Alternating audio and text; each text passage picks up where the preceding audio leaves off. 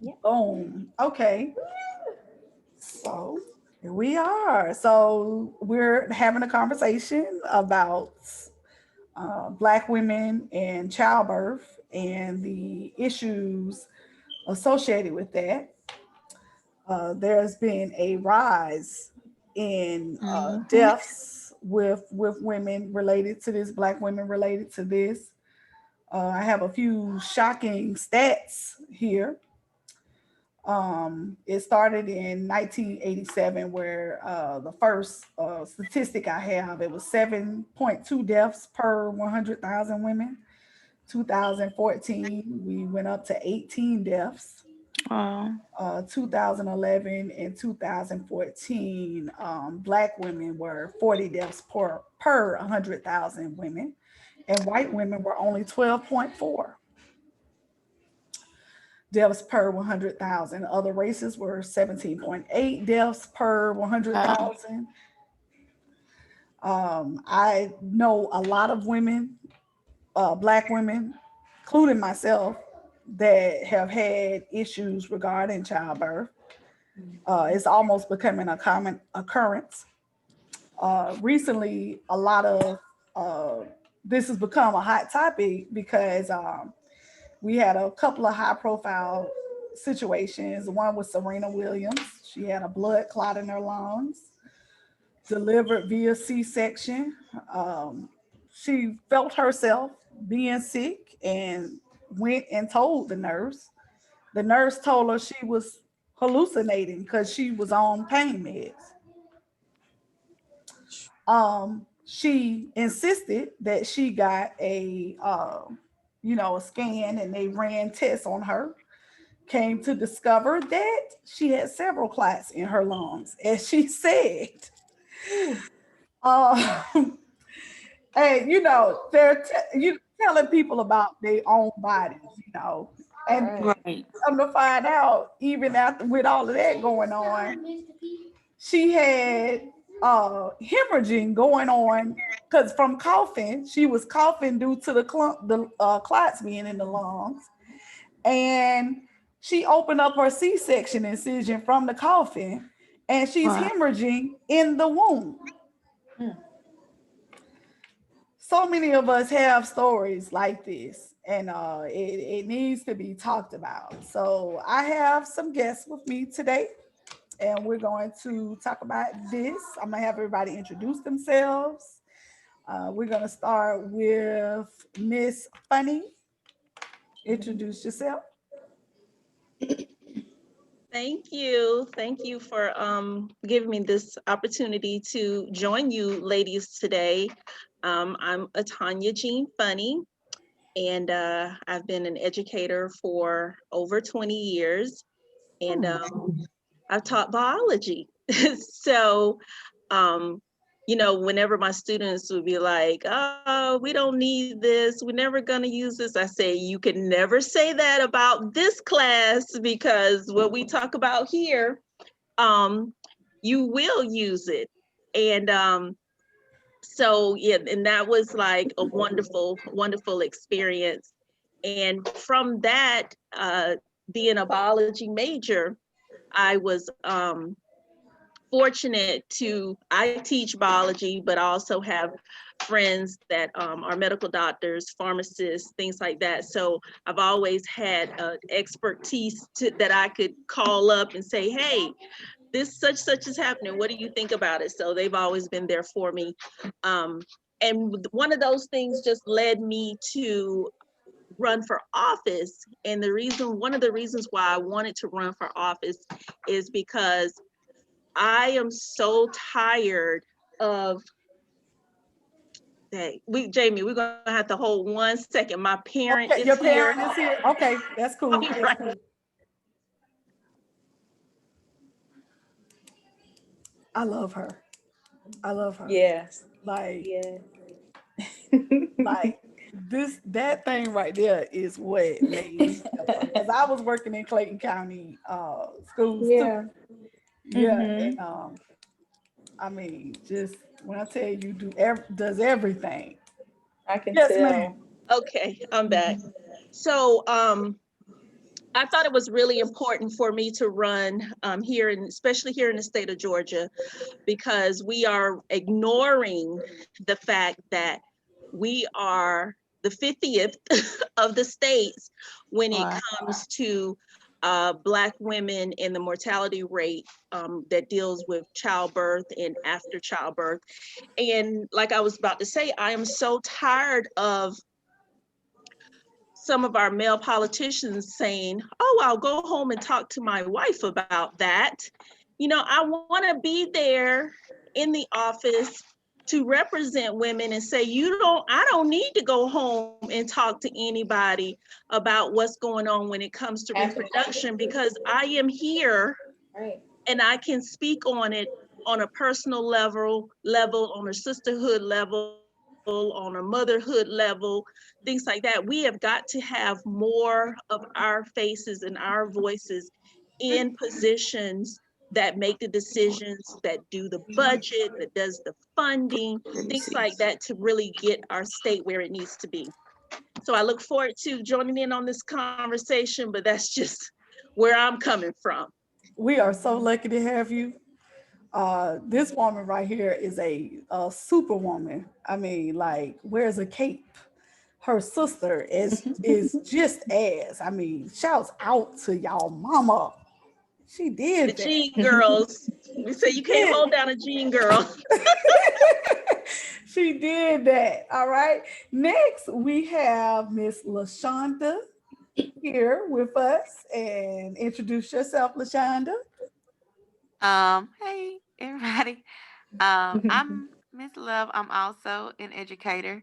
I'm a sixth grade math teacher. This is my fifth year as a teacher. I'm here in Houston, Texas. Yeah, I guess that's it. Okay. Okay. How many kids do you have, Miss I Love? have two. Two. Okay. Yes, And okay. Awesome. Thank you so much for being here. And I cannot wait to hear your story. yes, I ma'am. cannot I wait. mean, yes. And Houston is a long ways away from the Atlanta area. Oh, that's where y'all Yes. are. Okay, okay. I We like Ariel, Atlanta. are you're in Georgia too, right? So I'm originally from South Carolina. My parents live in Georgia, so I was in Georgia briefly. I visit Nice. often, but I live in New Jersey. Okay. Okay, okay.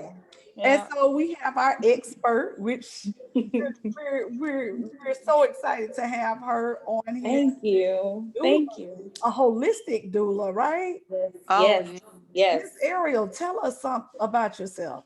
Okay. So it all began in a little small. No, I'm just kidding. So so ever since I could remember, I wanted to go to medical school, wanted to be a doctor, ranging from anesthesiologist to obstetrician gynecologist.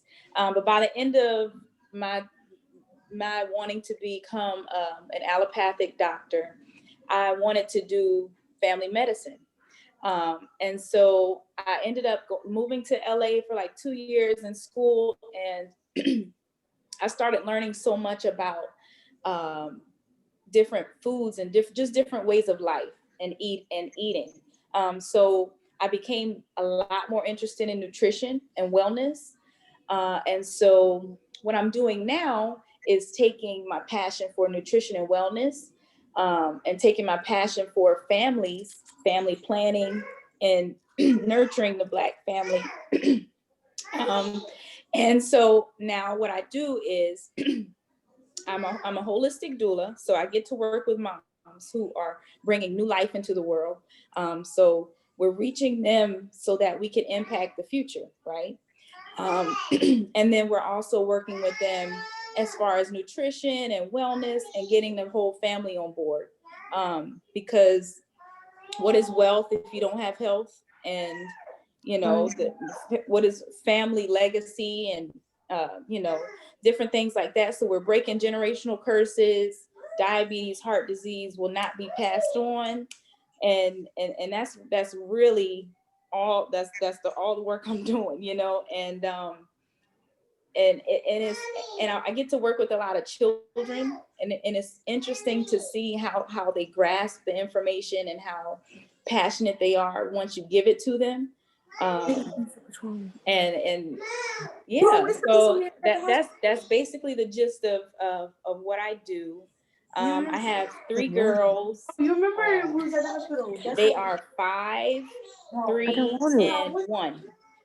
So they do a lot of the preaching for me, because everything I do with other people, I've done with them, or I do with them. So, you can see it in them, and they'll tell you, we're plant-based. We eat plant-based, vegan lifestyle, and they can run down a list of everything to you. So basically, I decided that I wanted to change my life and teach other people how to live healthier, and I knew I had to go 100% myself as well. So yes.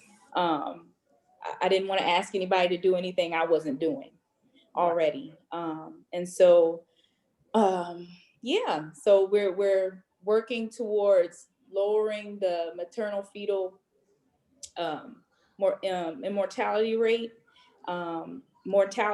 and that work is revolutionary. So Yes. Well, we appreciate your work, and thank you. I wish I had the kahunas like you to only eat vegetarian.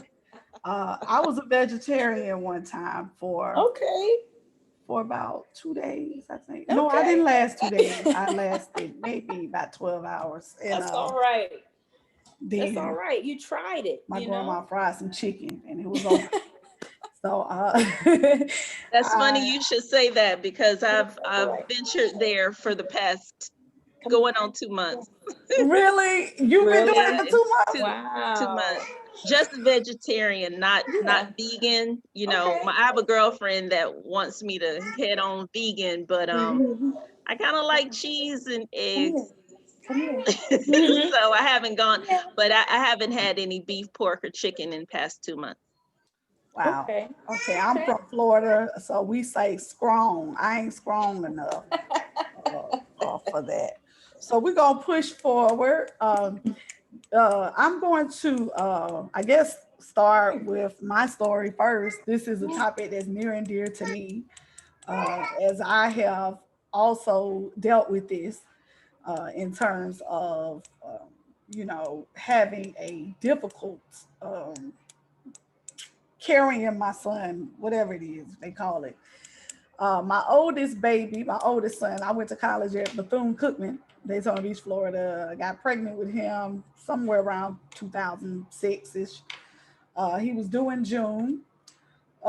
Starting with, I guess, it went maybe first couple of weeks went okay. But then I found myself waking up. I woke up in a pool of blood in my bed. Unexplained, like it was just blood, like in the bed. So I was in a lot of pain. I went to the doctor, to the hospital, and they said they couldn't explain it, but they said that whatever it is, it stopped, go back home. Okay, so went back home, went okay a couple of more weeks. Same thing happened. Woke up in the pool of blood. Go back to the same hospital, Halifax, and they looked at it. They couldn't figure out what was going on. They never seen anything like this before, so they said. And nobody ever checked me. They didn't run any tests. Nothing was done to see. They sent me home again. I made it to about 25 weeks, I think. And it happened again. Went to the hospital. They said, okay, this time we're going to put you on bed rest. So they put me on bed rest. And what happened? What happened when it happened again? Oh, I'm sorry. before I went home, when they put me on bed rest when I was in the hospital, they told me and my boyfriend at the time, now he's my husband, that basically we were gonna lose him. My doctor went in there, felt up there, and she said, I think your cervix is open. I think he's about to come out. They were making preparations for a coffin and, all of those things. Um, very devastating, of course. Um, it was like a bunch of white doctors came in there at the same time, looking at me like a science experiment. Um, then one of them the next morning checked and said, your cervix is not open. You had a bunch of blood clots. We're gonna put you on bed rest. I went on bed rest. Happened again. Went back to the hospital. And this time they said, okay, and this was at 28 weeks. So went back to the hospital. They said, okay, we're gonna go ahead and send you to Orlando to I think it was Arnold Palmer at the time. They were really good for premature babies delivering there. So they sent me by ambulance to Arnold Palmer. I was having contractions. They gave me some medicine to stop the contractions. I got there to Orlando and they said, okay, we're going to keep you on bed rest here. Got to a room 2 hours later, pool of blood again. So they took me on back and they told me what was going to happen. It was going to be emergency C-section and all this stuff and blah, blah, blah, blah, blah. And they put me to sleep. So I did not find out until I requested the medical documents that I had a placental abruption going on the entire time. My placenta was separating. Something that if they would have ran tests or looked at my insides, they would have saw. I did have a significant amount of fibroids. So my doctor was thinking that the fibroids maybe had something to do with it. He was kind of cramped in there because like a one big one in there with him, but that had nothing to do with it. It was a placental abruption. So he was born at 28 weeks. He was supposed to be born in June. He was born April 10th, 2 pounds, 13 ounces. And we had to get him to, I don't know who that is calling me. We had to get him to 4 pounds to be able to take him home. Had a lot of scares, but luckily he only stopped breathing once in the hospital. And only thing he has is ADHD without the H. So thank God for that. He's now 14 years old. But that experience I'll never forget. Ariel, do you have any insight into that? Phew. I mean, I'm listening. I haven't experienced that with anyone, and I was tensing up just because of. I can imagine how stressful that was for you, and so as a doula, a lot of times when those situations arise, it's good for us to be there just as an ear, because a lot of times you feel alone in those situations. I mean, like you said, the doctors come in and they just kind of leave, and then you have to deal with that, but recently, I mean, you mentioned the placenta. You said it was detaching the entire time. And recently I've been dealing with some clients who have been, I've had 2 clients actually who have hemorrhage after birth. And I like, it's, it's ongoing research for me because like I said, I'm learning so much, and, the world is constantly changing. New things happen every day.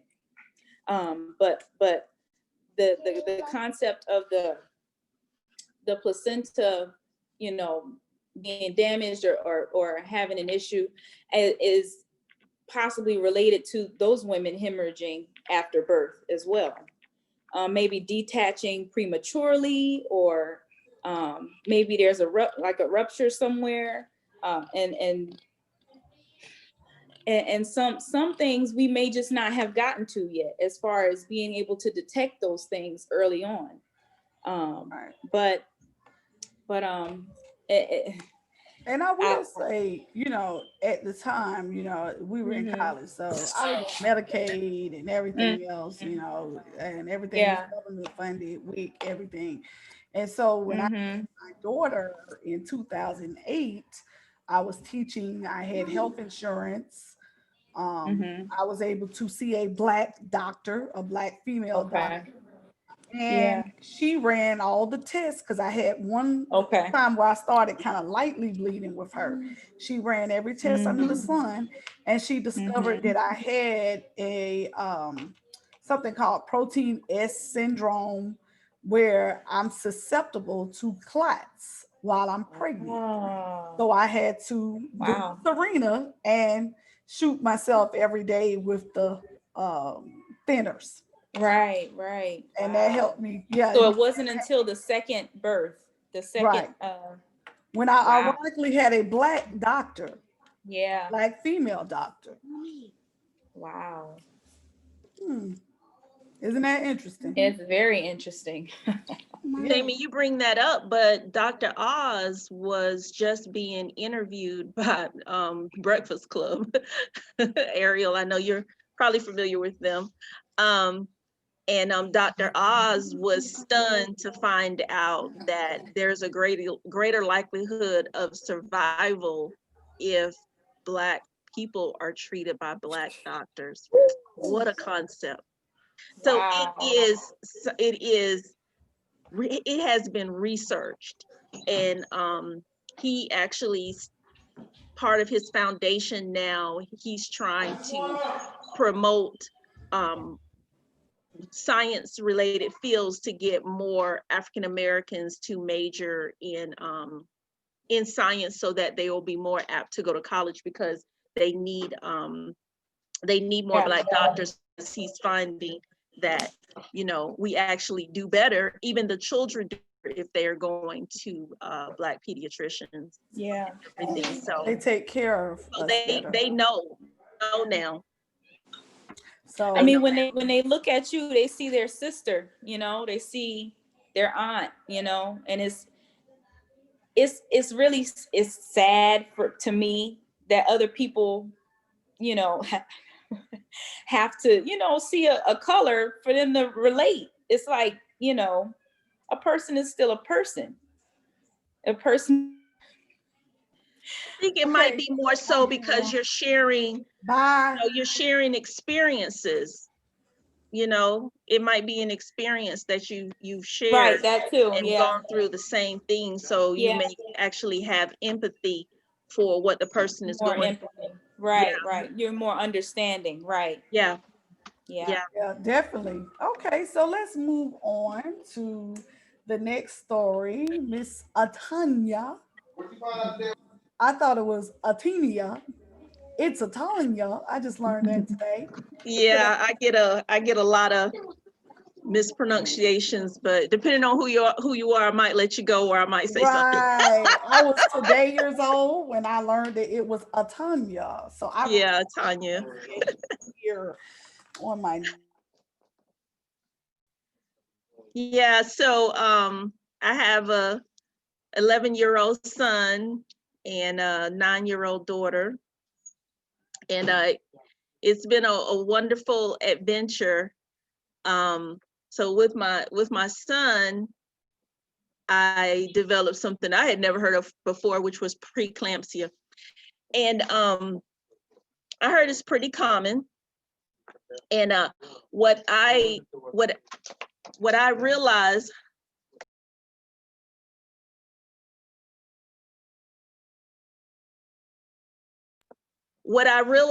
is I guess in my situation though, I had a phenomenal doctor.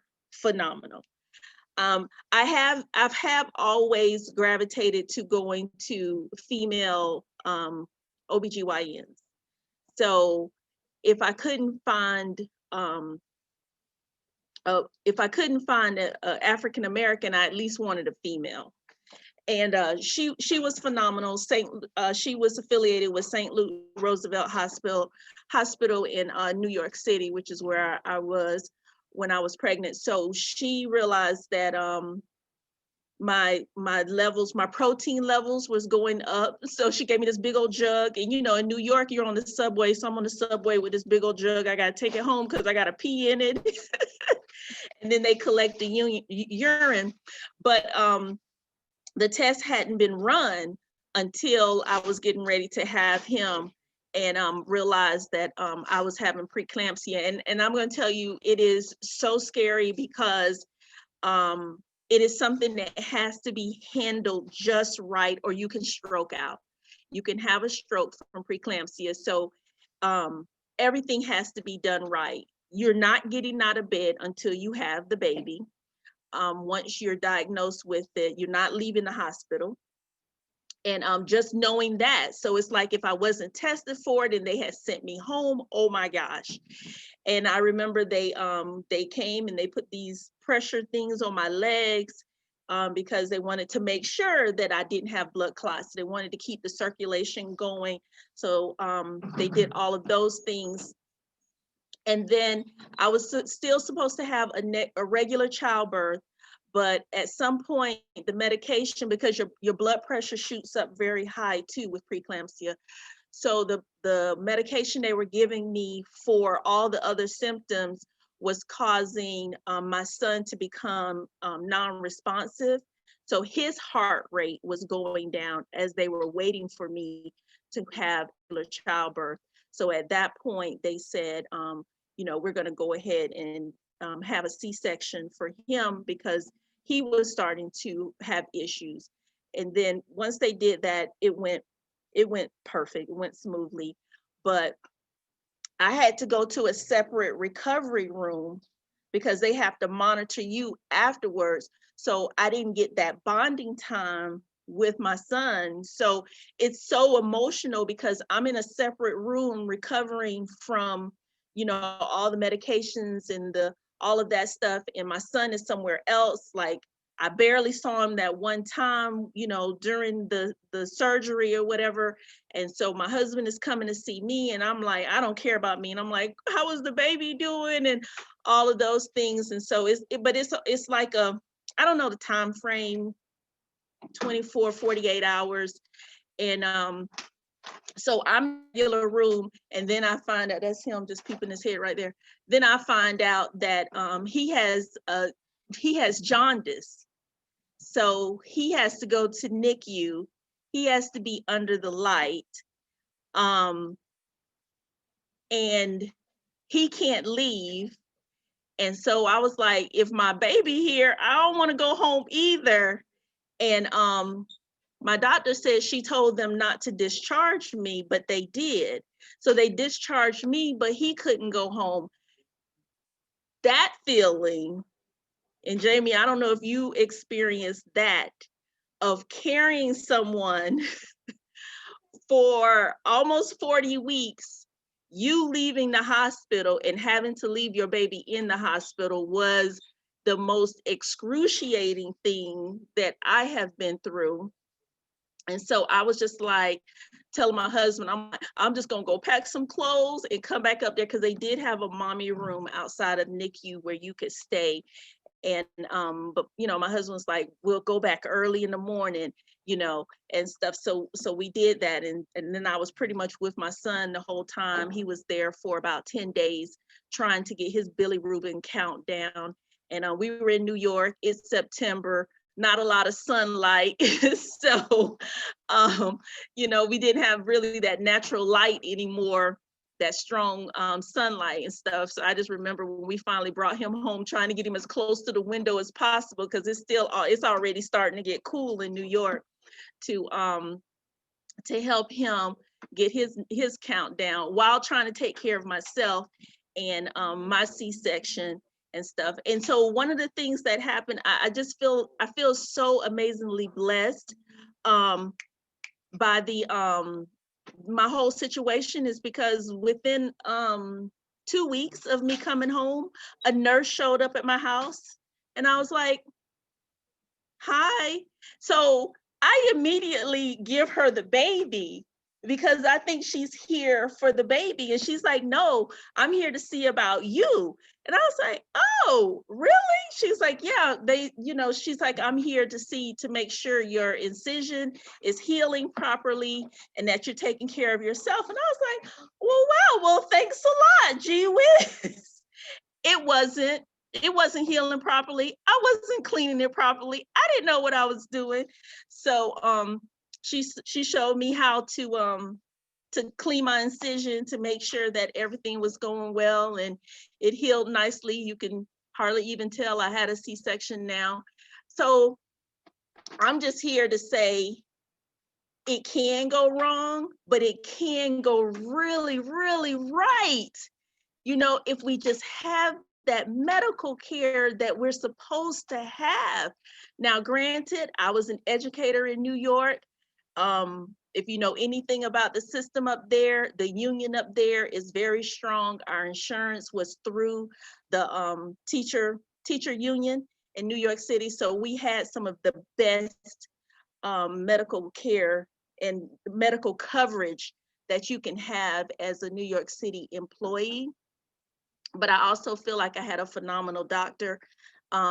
It was a phenomenal hospital. And I still don't know how I got the nurse. I don't know if that's part of the plan or whatever. Exactly. Package. If it was part of the package, but I just feel like I received that phenomenal care. Everyone, regardless of what type of insurance you have, who you're with, it doesn't matter if it's Medicaid, it doesn't matter who it is, everyone should receive that same phenomenal care that I have, because there's so many people that would have had the situation that I had that didn't get it. And what happens to those people that don't get it? You know what I'm saying? So yeah. So I'm just an example of how things can go really, really right. And it should go that way for everyone. And that's what I want to be an advocate for. Absolutely. I know people that have lost their babies from dealing with preeclampsia. Women have died dealing with preeclampsia. Ariel, do you think implicit bias plays a part in the healthcare that our women are receiving prenatal? Do you think what now? Implicit bias. So from what I've been observing, I think, and I know we've probably heard this a few times being tossed around about how people think Black women are so strong. And we are, but we shouldn't be forced to be strong in those, especially in a situation that's supposed to be so volatile, like the balance, between life and death. You're so, give me 1 second. You're so, there's so much happening to your body over the 9 months, different, a lot of things that we sometimes, and I know me, I had 3 children within 6 years. So it's been a roller coaster for me. I'm used to being out, like getting everything done on time, on schedule. And I've been late for things, so just something simple like that, it gives you a huge wake-up call. And sometimes you don't feel as strong as you used to. But like I was saying, we have this sign on our head that says we're strong, we can handle anything, beat us up. If we tell you we're hurting, don't listen. And it's like there's a sign there. Right. And a lot of times, and that's why I advocate for having a doula so much, and especially one that has followed you through your pregnancy and really listened to you. to have someone in that room to advocate for you when other people don't see that soft side, when people don't see the fear, you know, when people don't see the concern and even the smiles, you know, like people are in and out. Right. You know, they're in and out, they come and go, they don't ask very many personal questions. But yeah, so I guess to answer your question, I think It is. I think that label plays a big role Right. in how things are handled. The And I strong, angry was Black woman. right. And I was actually talking to my friend the other day about it, because of some situations we feel like we have to be strong, especially with the things that are going on in the world today.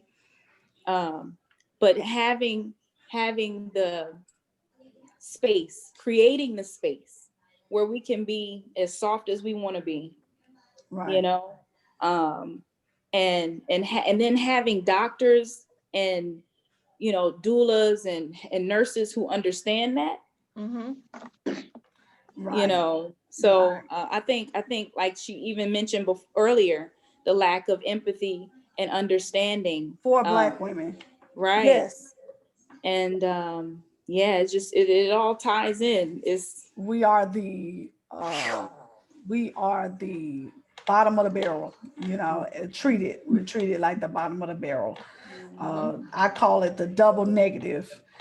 You know, you're Black, and then on top of that, you're a woman. And so we are, you know, we're just tossed away like trash all the time. And when we do speak up for ourselves, or we are ones anger. that yeah, they feel like it's anger. Like when we do speak out for ourselves or we advocate for ourselves, then, you know, then it's time to blackball us, you know, because we're too angry and hostile. We don't smile enough. Or we don't right. smile enough. Even when I'm telling you that what you have done, that policy you have passed is not going to benefit my family, not at all. I have to say it like this. But then they'll say it's nice nasty. We can't take our skin off. It'll be offensive. Right. Yeah. It's so unfortunate. Oh yeah. Lashonda, Miss Love. Yes, ma'am. Madam Yes. Love. Madam Love. I don't told her Yes. to stop calling me ma'am. I'm 25. I'm from Arkansas. 20. I can't help it. I'm 20. Yes. Tell us about your prenatal care and your situation and what happened. Do you want to know about right now what I'm experiencing or my previous pregnancies? How did your previous pregnancies go? Did you have issues? My daughter, she's 13 now. I almost lost her because she was coming too fast, and the doctor almost didn't catch her in time. You know how when we're in pain, they don't really take it seriously. And so it was kind of one of those situations where she got stuck in the birth canal because she was trying to come too fast. And yeah, almost my first child, she almost didn't make it. Heartbeat started to drop, mine too. I mean, my blood pressure started to drop, and her heartbeat started to slow down. And these were white doctors. The nurses were. Mhm. The nurses were. With my son, but I had the same, and I think having a Black doctor actually did save my daughter when he finally got there.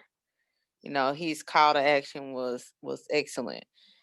But leading up to then it was kind of very chaotic with the care.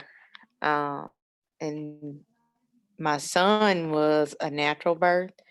I don't recall anything that was just wayward with him. But what I'm experiencing now, I guess because I'm a little older, that may be it. Um, just went to the doctor today and found out I'm high risk. So, I mean, and it was okay. They were just like, we're going to send you home and go and see another doctor kind of situation. Go to a, OBGYN or whatever and follow up with them, just get some rest. It's very generic stuff. But they did do the ultrasounds and stuff, so I was thankful for that. But they didn't do a COVID test, which I was really surprised about that. But it was, like I said, it was okay. It was okay. I felt like there were some things they probably could have done different, but they ran all the tests and everything. I just felt like the what they call it, the discharge instructions were just too general. So you felt like it wasn't like specialized Right, off of right. what you experienced. Yeah. Because Interesting. I'm only 6 weeks, so I mean, I don't know how much more they could actually have done or said. I'm not sure. So, Ariel, what do you think this could be contributed to? I mean, like, do you think that, they always say, first of all, it just seems like everything that happens, like even with COVID, every single virus, every single everything, they always saying Black people are more at risk. Like, Mm. is it our Yeah. diets? Is it like what? So yeah, so COVID. Woo. This has been very interesting. And I think what's been most interesting is seeing people attempting to do for themselves, heal themselves, as opposed to, waiting for a doctor. And I say that because I've dealt with just this week, because I also do like plant-based transitioning, help people through that process. I've received a lot of inquiries about it because people want to have better health, because we've been hearing the virus is going after people who have this and who have this, different things like that.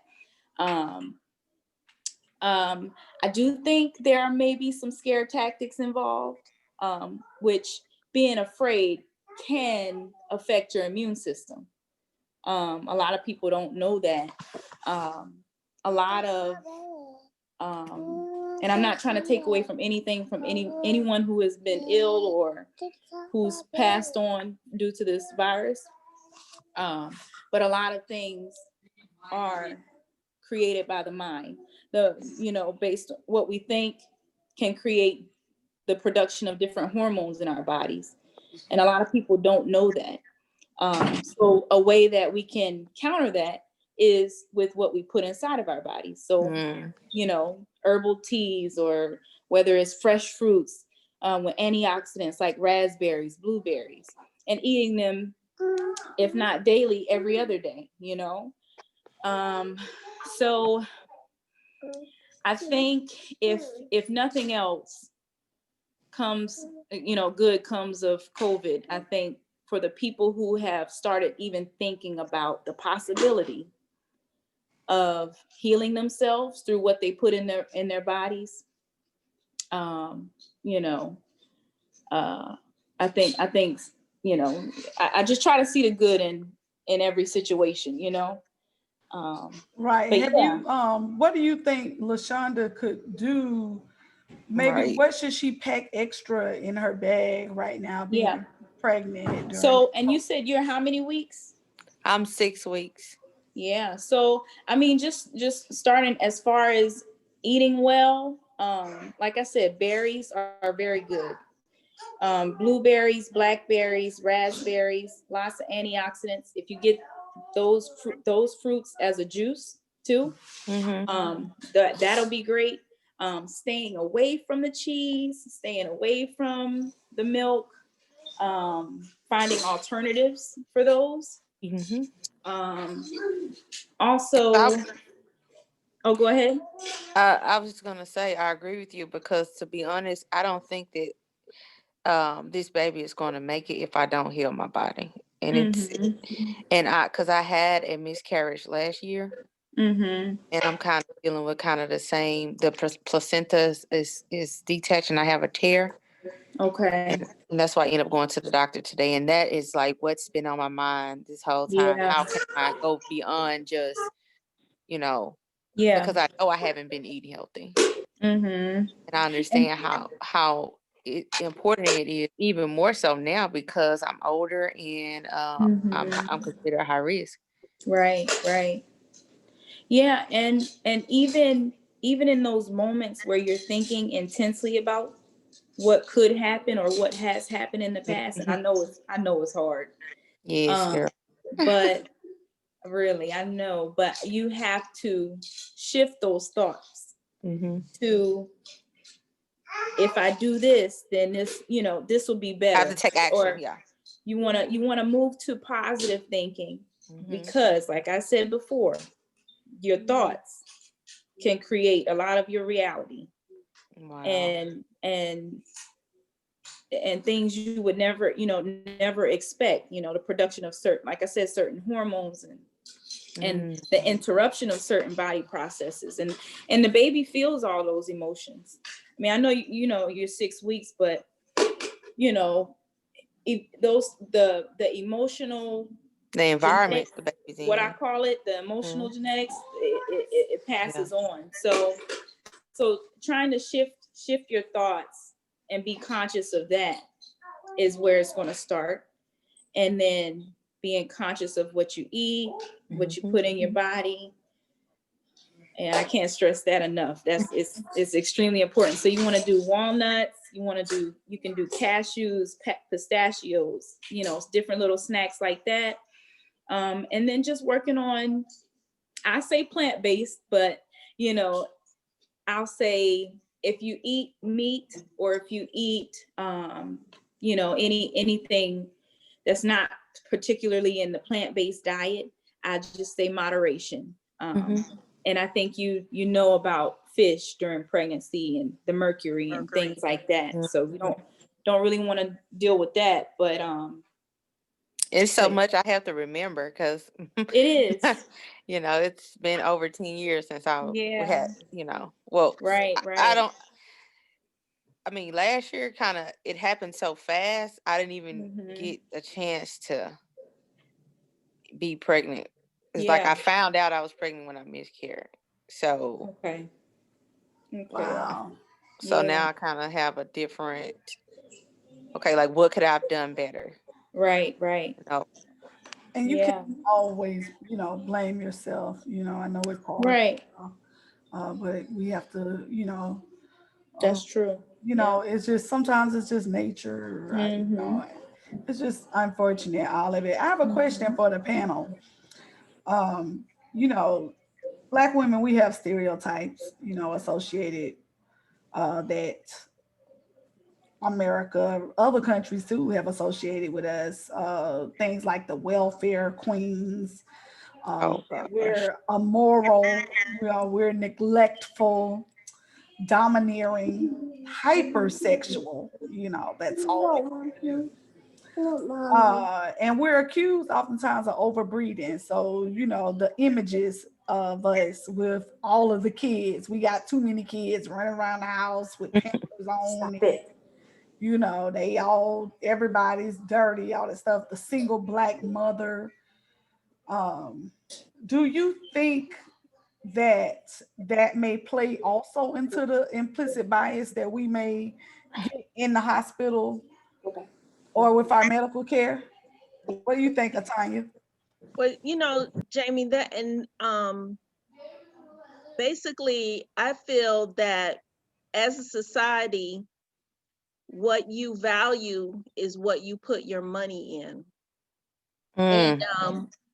And because we are not valued or looked at, as important in our society, we are basically an afterthought of, oh, this is the type of care. So here in Georgia, they passed a bill where they extended Medicaid from the 6 months or whatever the amount was to a full year, because they find that a lot of the mothers will have the baby, they will get home, but then they will have other things that may cause them to lose their life afterwards, because their Medicaid has been cut off and they're not able to go back to the doctor. So they extended that, which is great for that group of people. But overall, that is not what is going to really solve the problem about our mortality rate here in Georgia. But that was just a little slice that the people that's there now was able to get out of our Republican-led General Assembly. And when women try to promote, this is really what we need, they don't want to put the money into it. And Jamie, that's what I was talking to you about earlier. We are the foundation for our families, and we have got to demand better regardless of what they say about us. So if we continue to just collect the crumbs that they give us, it's not going to work. But when the General Assembly come back and there is 2, 3, 4, 500 of us Black women demanding that you take our tax dollars and you put it in funding the medical system for us, then they'll start to look at us. But until we do that, and this notion that the government is giving us something, that the state is giving us something, I just want everybody to realize that every single dollar that the federal government and the state spends is our money. They don't have any money. It is tax dollars. So when Republicans try to say that we don't want big government, that's our money. Like I just went through that when we were trying to do the census and trying to get people to fill out the census, and there's such a fear in our community of filling out the census. Trump wanted us to have that fear.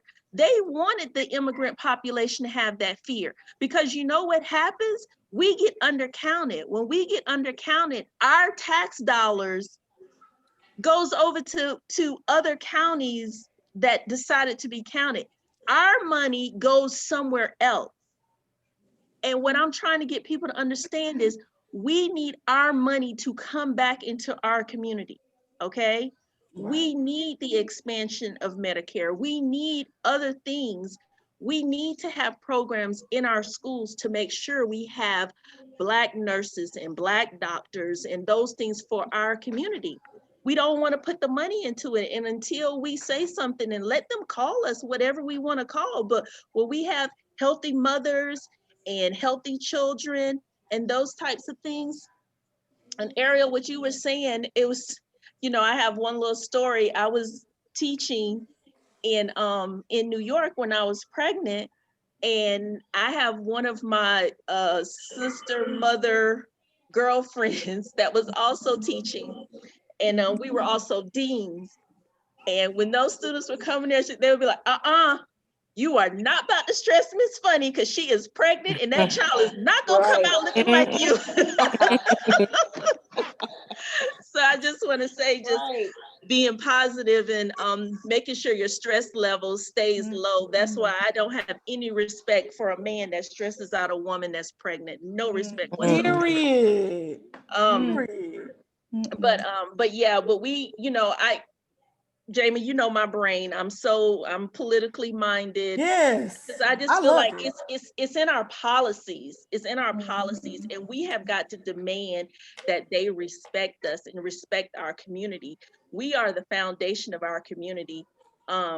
Just like, you know, when Trump was talking about, oh, the kids were so well taken care of, when he was talking about the immigrant kids that was snatched from their families, and it just broke my heart, because I'm like, how cold-hearted can you be to separate a child from their mother, you know, and things like that? Because this has been known since slavery times, though. You want to really mess up a community and mess up a population of people and take them down to their bare souls, separate their families, you know? So when we have mothers that are dying from childbirth, and you have children that are having to be raised, you know, by other people, other family members, you're stripping that family of their soul, especially when it comes from situations that just didn't have to happen.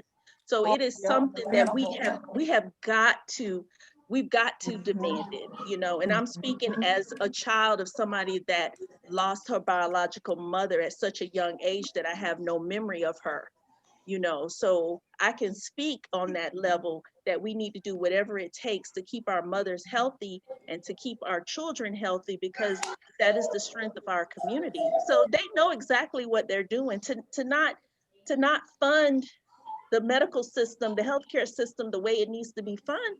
They know what they're doing. right, This exactly. is totally calculated. It is not It's by, all calculated. it is all calculated. And for the Design. state of Yep. Georgia to know we have the highest mortality rate in all 50 states, and there's not an up in arms about it.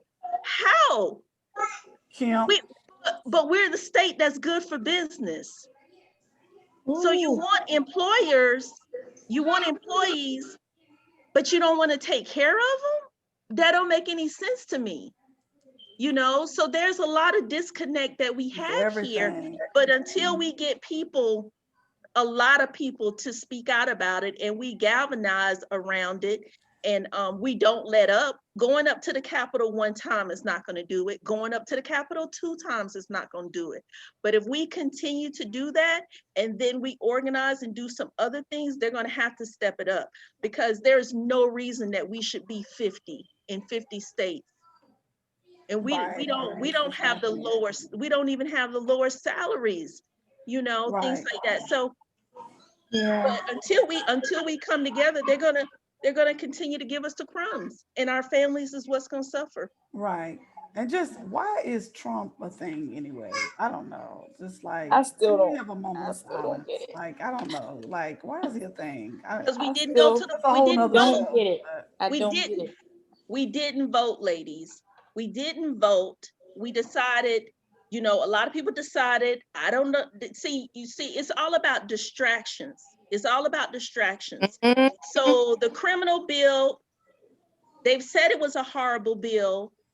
Over 20 years ago, this bill was passed, and you have some of us right now that don't want to go vote because, you know, people was put in jail 20 years ago.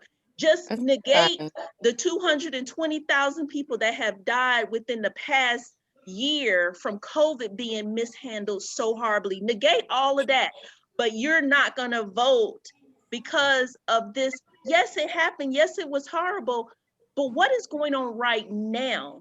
And the person that is in office right now has shown you that he does not care, that he physically cannot tell the truth, okay? oh Is Lord, mentally incapable, and A and mess. he's you're slow. in the Supreme Court right now. And see, this is what I don't think They people just confirmed understand. Amy Coney Barrett. They just confirmed her Yeah, and on this phone call. this is what people don't understand. It took how long to get insurance companies to cover pre-existing conditions? It took a flash of lightning of just one Mhm. little short time period where Yes. the Democrats controlled the executive and legislative branches to pass that bill. The bill passed by such a small margin. You put Trump back in office, Baby. he cannot guarantee it.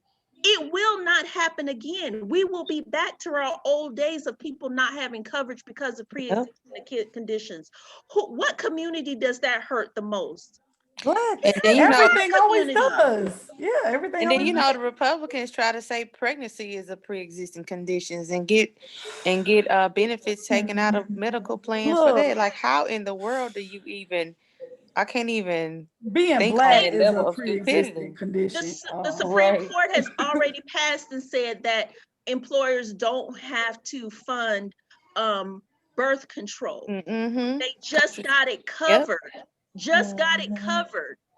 We have But legislators right 1994 now that though. are trying to say pads and tampons and things like that should not be taxed because it's medical It's a necessity. necessity. We can't even get that passed in Georgia. We cannot get them to not tax feminine hygiene products. And you want to tell me that there is not a problem, that we don't need more women? I don't know any woman that will go to our Georgia Assembly that would say, no, we don't need to Right. worry about that. It's fine. But you got a whole bunch of men there that's talking about, oh, I'll talk to my wife about that when I get home. No, we got to get out of that. Well, y'all, we gonna go on and it's a lot. It's so much to It is a unpack. lot. I mean, we are 3 to 4 times as likely to die from pregnancy related causes than our white counterparts. It's higher than our rate here in the US, supposed to be the richest country, one of the rich countries, is higher than most countries that are way more lower in socioeconomic, dollars and different things. Yep. It's ridiculous and unnecessary. But I will say this. This conversation is just the beginning. And what we have to do, I don't care who is in office come November 3rd or the 20th, whenever we find out the real numbers, we have to hold them accountable. Yeah. Promises has been made across the board. And if we don't do that now, it's never going to get done. So going out to vote right now is just the beginning. Right, it is. More of these conversations have to happen after the fact, and we're going to have to hold people accountable and say healthcare should be number one on everybody's list. And until we get that right, and one of the things that I think should be happening is that I don't think medical companies and pharmacies should be traded on the stock exchange. Ooh, girl, that's a whole nother show right there. That's But a whole until we nother work show. out those things, until the politicians stop being paid by the pharmacies and those companies and stuff, that's why our medical expenses are what it is. It's a for-profit. Right. Your healthcare should not be All of for-profit. it. Right. It's just a lot of things that are just Too many things. and this, we already know this country, it wasn't, all this stuff, it wasn't for us, made for us anyway. And so it's just, that's why I'm trying to have a platform to try to bring some of this stuff out and say some of the things that other people are not gonna say. So everyone, I appreciate y'all being on today. Y'all were excellent today. I thank you. And any final thoughts, Lashonda? Real quick. I appreciate y'all. I appreciate the meeting of the minds. It was beautiful. I'm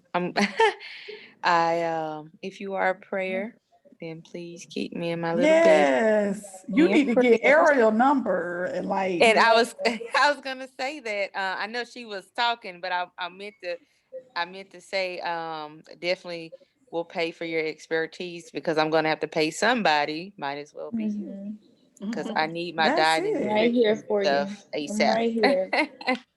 I am right here. Let me see. I'll put it in the in the chat. Yeah. As for me, ain't no more pregnancies coming out of here. I had to after that third one. I had Plant, that, any plant-based planning? mm, uh, uh, uh, uh, 18 hockey Come sticks, on, Jamie. chicken. That's all right. That's all right. Lead by example. Chicken, ain't none of that. No, ma'am, I can't do vegan, veggie, all that. So, Ariel, do you have any final thoughts, real brief? Phew. Man, I'm thankful. I'm thankful for the opportunity to be with you ladies today. I'm thankful that this conversation is still going on. Um, I'm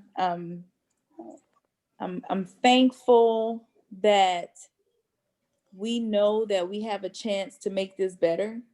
Mhm. And just through our daily walks in life, even though they're different walks, we know that we have a hand in that, whether it's saying a kind word to somebody or, you know, um, giving somebody a bottle of water, anything, we have a chance to change this dynamic. They don't have the final word, Right. So I'm just thankful for that opportunity. I'm thankful that other people are in that race as well. Awesome. Tanya, any final word? Well, I just want all of our sisters to understand that we are much smarter and much stronger than they want to give us credit for. And you are your best advocate. And when it comes to your health care, you go and speak to every person you need to speak to, and don't sit quietly on the side and just let them make all the decisions for you. You know how you feel, you know what needs to be done, and you let every single one of them know, and we have to demand better. Like even in this COVID situation, they should have been tracking who has it, when they got it. They should have this broken down by demographics. They should have it broken down about which treatment works best for with which ethnic group and things like that. But we have to be our own advocates. We have to. We have to do it in our education system. We have to do it in our healthcare, and we cannot sit back and wait for other people to make decisions for our lives, because it's going to cost us our lives if we do. So I would encourage everyone to organize, galvanize, and let this be the first of not just conversations, but actually putting together action plans that we can take throughout the Yeah. community and get something done for our community. Absolutely. Well, thank you, ladies. I appreciate each of you. And I'll be back. All Thank right. you. That's it on that, y'all. We did that. Yes. We Thank did you. that. That's about to be good. I'm gonna be like Roland Martin. Jamie, you have to cut and paste everything together with all of our. Yes. I love